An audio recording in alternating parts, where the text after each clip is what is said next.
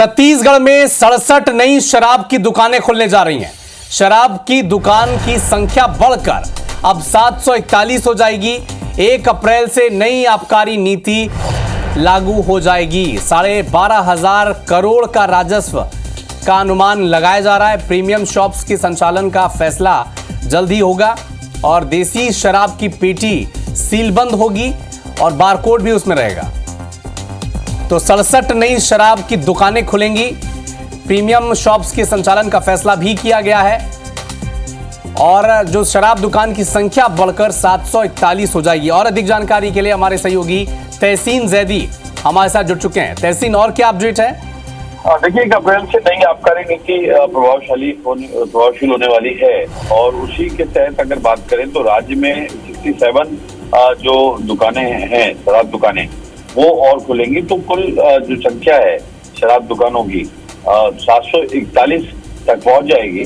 और इसमें अगर बात करें तो राज्य में राज्य सरकार को करीब 12,500 करोड़ का राजस्व जो है वो अनुमानित है और इसमें प्रीमियम शॉप्स के संचालन का भी फैसला लिया गया है। और इसके अलावा जिस तरीके से पिछली पूर्ववर्ती सरकार के समय जो घोटाला हुआ था, आबकारी घोटाले के नाम से जाना गया, उसमें कई तरह की कमियां रही। कई जो नीति के तहत जो कमियां थी उसका फायदा उठाया गया।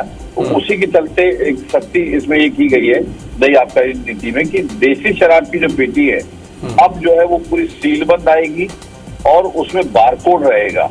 अगर वो सीलबंद नहीं है तो दुकानदार उसको वापस कर सकता है और अगर उसमें बारकोड नहीं है तो उस पे उसके जो सप्लायर हैं या दुकानदार उन पे कड़ी कार्रवाई करने की भी इसमें बात कही गई है।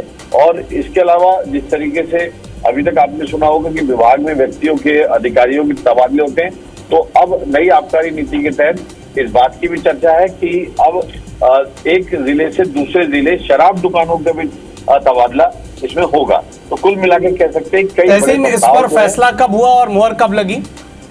देखिए, ये पिछले दिनों जो कैबिनेट की बैठक हुई थी उसमें ये बात आई है और उसमें जो 1 अप्रैल से जो शराब नीति है वो प्रभावशील होनी है, उसी के चलते ये फैसला लिया गया है। जी ठीक है, नजर बना के रखिएगा। अपडेट आपसे आगे मिलेंगे। शुक्रिया।